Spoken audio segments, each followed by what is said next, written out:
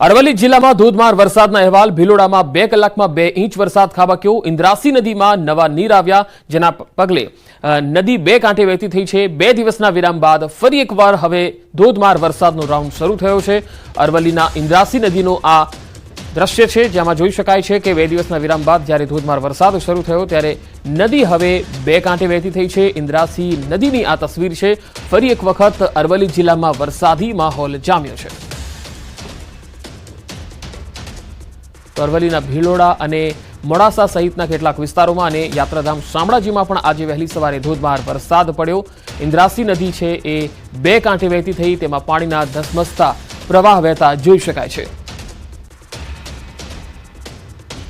વધુ માહિતી સાથે સંવાદદાતા અરવલ્લીથી હાર્દિક પટેલ જોડાયા છે। હાર્દિક, ઇન્દ્રાસી નદી 2 કાંઠે વહેતી થઈ છે, શું આ નદીના કારણે અથવા તો તેના પ્રવાહના કારણે કોઈ રસ્તાઓ અથવા કોઈ માર્ગ પણ અવરોધાયા છે? પંકજ, ચોક્કસથી જે પ્રકારે અરવલ્લી જિલ્લાના ભિલોડા તાલુકામાં સૌથી વધુ વરસાદ જોવા મળ્યો છે। 10 થી 12 વાગ્યા દરમિયાન 2 કલાકમાં 2 ઇંચ વરસાદ વરસી ચૂક્યો છે, જેના કારણે ઉપરવાસમાંથી પાણી આવ્યું છે અને ઇન્દ્રાસી નદી 2 કાંઠે થઈ છે। ઇન્દ્રાસી નદી 2 કાંઠે થવાના કારણે જે કોઝરી છે તે કોઝરી ઉપર પાણી ફરી વળ્યા છે અને ખાસ કરીને 2 દિવસના વિરામ બાદ વરસાદ વરસ્યો છે। નદી કિનારાના જે લોકો છે તેમને સતર્ક કરી દેવામાં આવે છે। જે વહીવટતંત્ર છે, તલાટીઓ છે, તેના દ્વારા જે સ્થાનિક નદી કિનારા ગામડાઓ છે તે લોકોને સાવચેત કરવામાં આવે છે કે નદી કિનારે ન જવા માટે, કારણ કે જે પ્રકારે બાયડ તાલુકામાં વાત્રકમાં એક યુવક પણ ડૂબ્યો છે નદી કિનારે જવાના કારણે, એટલે આ પ્રકારનું જોખમ લોકો ન લે તેવો પ્રયાસ તંત્ર કરી રહ્યું છે। પંકજ, જી હાર્દિક, આભાર માહિતી આપવા માટે।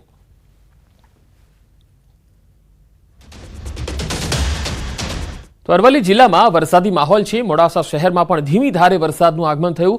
3 દિવસના વિરામ બાદ હવે ફરી એક વખત વરસાદી રાઉન્ડ શરૂ થયો। ડીપ વિસ્તાર, 4 રસ્તા વિસ્તાર, કોલેજ રોડ પર વરસાદી માહોલ જોવા મળ્યો। તો ભિલોડામાં 10 થી 12 વાગ્યા સુધીમાં જ 2.5 ઇંચ જેટલો વરસાદ ખાબક્યો હતો, જેના પગલે વાતાવરણમાં ઠંડક ફેલાઈ ગઈ હતી। લોકોને બફારાથી પણ રાહત મળી ગઈ છે। ખેડૂત વર્ગમાં પણ ખુશીનો માહોલ દેખાઈ રહ્યો છે।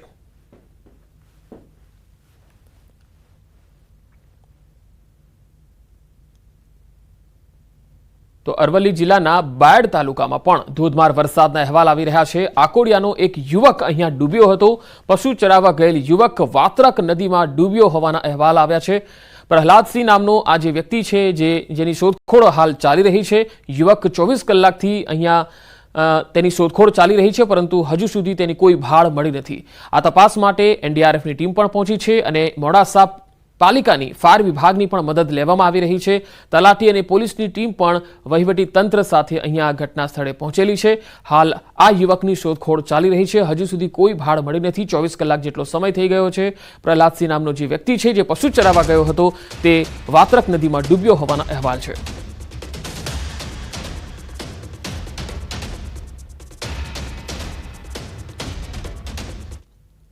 અમદાવાદમાંથી વધુ એક કિરણ પટેલ પકડાયો। પીએમઓની ઓળખ આપીને લોકો સાથે છેતરપિંડી કરતો ક્રાઇમ બ્રાન્ચે આરોપી ભરત છાબરાને દબોચી લીધો છે। મૂળ હરિયાણાનો રહેવાસી અને ગુજરાતમાં 4 ગુના છે તેની સામે નોંધાયેલા। મોટેભાગે ગુજરાત, પંજાબ, બેંગલુરુમાં રહીને તે છેતરપિંડી આચરતો હતો। મોટા કોન્ટ્રાક્ટ આપવાના બહાને તે છેતરપિંડી આચરતો હતો। વધુ માહિતી સાથે સંવાદદાતા નવીન ઝા જોડાયા છે। નવીન, આજે ભરત છાબરા જે કિરણ પટેલ જેવો જ છેતરપિંડી આચરતો હતો, કયા પ્રકારના તેના કારનામા રહ્યા છે અત્યાર સુધીમાં? પંકજ, મોટો ખેલાડી છે આ ભરત છાબરા અને તે પોતાને જાતને પીએમઓના અધિકારી અથવા કોઈ પણ મોટી જે ઓફિસો સરકારી છે ત્યાંના અધિકારીની ઓળખ આપી અને લોકોને પોતાની વાતમાં લઈ અને તેમને સરકારી કોન્ટ્રાક્ટ અને અન્ય ફાયદા પહોંચાડવાની વાત કરીને છેતરપિંડી કરતો હતો। મૂળ હરિયાણા કરનાલનો રહેવાસી છે, ત્યાંથી તેની ધરપકડ કરવામાં આવી છે, પરંતુ મોટા ભાગે તે ગુજરાતમાં રહેતો હતો, સાથોસાથ તે પંજાબ, બેંગ્લોર અને તમામ જગ્યાએ રહીને અને અલગ અલગ જિલ્લાઓ અને અલગ અલગ રાજ્યોની અંદર પણ આને છેતરપિંડી કરી છે। ગુજરાતમાં કુલ 4 એફઆઈઆર દાખલ થઈ છે, જેમાં તેને પોતાની જાતને પીએમઓના અધિકારી બતાવી અને લોકો પાસેથી છેતરપિંડી કરી છે અને તેમને વિશ્વાસમાં લઈ તેમને છેતર્યા છે। ક્યાંક ને ક્યાંક આ સિવાય અન્ય ગુનાઓ પણ દાખલ થઈ શકે છે, કારણ કે એક બાદ એક તેના અનેક ખુલાસાઓ સામે આવી રહ્યા છે। એટલે કહી શકાય કે કિરણ પટેલ જેવો વધુ એક ચીટર જે છે તે ભરત છાબરા જે છે તે ક્રાઇમ બ્રાન્ચની ગિરફ્તમાં આવી ચૂક્યો છે। જી નવીન, આભાર માહિતી આપવા માટે।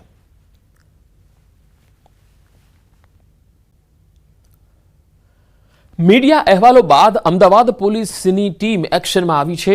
કૃષ્ણનગર અસામાજિક તત્વોના ત્રાસ અંગે પગલાં લેવામાં આવ્યા। પીસીઆર વાનના પોલીસ કર્મી સસ્પેન્ડ કરાયા છે। ફરજમાં બેદરકારી બદલ પોલીસ કર્મી સસ્પેન્ડ થયા છે. અસામાજિક તત્વો આતંક મચાવતા હતા અને તેને જોયા બાદ પણ પોલીસ કર્મીએ પીસીઆર વાન ઊભી નહોતી રાખી અને અસામાજિક તત્વો ગુનો કરીને ભાગવામાં સફળ રહ્યા હતા.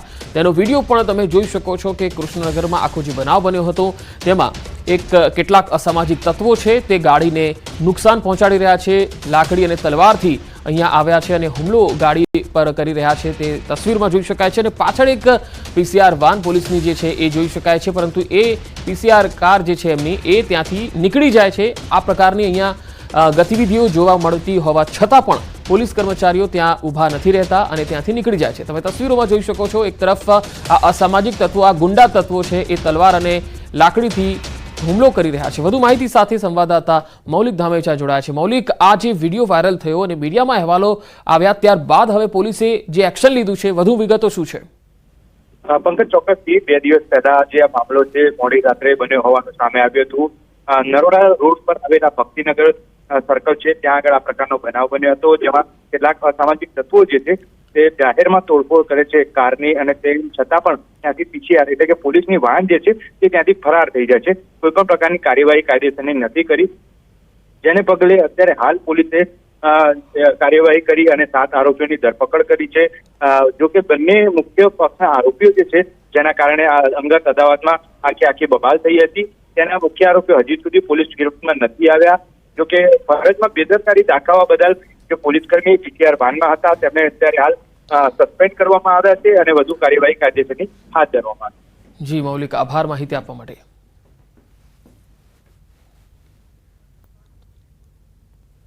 ભારે વરસાદ બાદ કચ્છમાં ન્યુમોનિયાનો કહેર જોવા મળી રહ્યો છે. લખપતમાં ન્યુમોનિયા તાવનો કહેર જોવા મળ્યો. 4 દિવસમાં ન્યુમોનિયા તાવના લીધે 12 લોકોના મૃત્યુ થયા.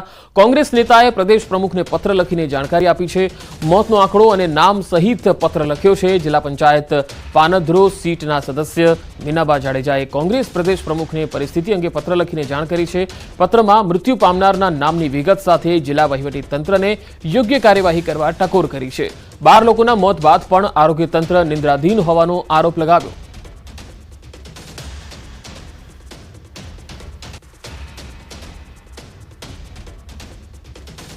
તો કચ્છ કલેક્ટરના મતે લખપત તાલુકાના ગામોમાં જત કોમ્યુનિટીમાં આ રોગના કારણે મોત થઈ રહ્યા છે અને પરિવારજનોના dengue, malaria, H1N1, swine flu તેમજ ન્યુમોનિયા સંબંધિત સેમ્પલ લઈને રિપોર્ટ કરવામાં આવી રહ્યા છે.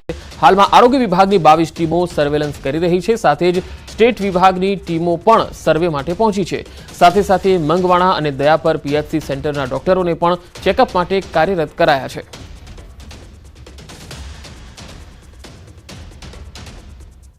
અત્યારની પરિસ્થિતિએ કોઈ રોગચાળા કે કમ્યુનિકેબલ ડિઝીઝ જણાતી નથી, કારણ કે જે ડેથ થયા છે બાળકોના, ખાસ ભેખડા ગામમાં, એ ન્યુમોનાઇટિસથી એટલે શરદી, ખાંસી, ઇન્ફ્લુએન્ઝા બગડે એના માટે કર્યા છે.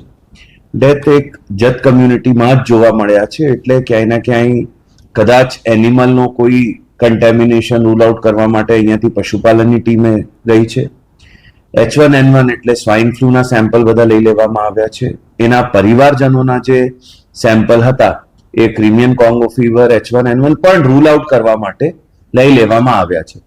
પ્રાથમિક દૃષ્ટિએ ઇન્ફ્લુએન્ઝાની અસર હોય એવું જણાઈ આવ્યું છે, ન્યુમોનિયાની અસર હોય. તો કચ્છમાં રોગચાળા મુદ્દે આરોગ્ય મંત્રીનું નિવેદન. નિષ્ણાતોની ટીમ બનાવી કામગીરી થઈ રહી છે. અસરગ્રસ્ત વિસ્તારમાં પણ તપાસ થઈ રહી છે.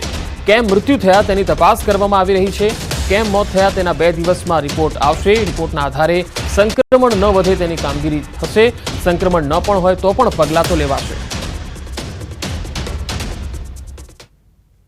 મેડિસિન, PSM, બાળ રોગ, માઇક્રોબાયોલોજી વગેરેના નિષ્ણાતોની આખી ટીમ બનાવી અને ત્યાં મોકલી. ત્યાંથી અદાણી કોલેજમાંથી પણ એ નિષ્ણાતો આખી જે ટીમ ગયા પછી ત્યાં તમામે તમામ અસરગ્રસ્ત વિસ્તારોની મુલાકાત લઈ મૂળ કારણ, કેમ મૃત્યુ થયા, આ બધાની તપાસ કરી અને 2 દિવસમાં એ રિપોર્ટ આપવાના છે.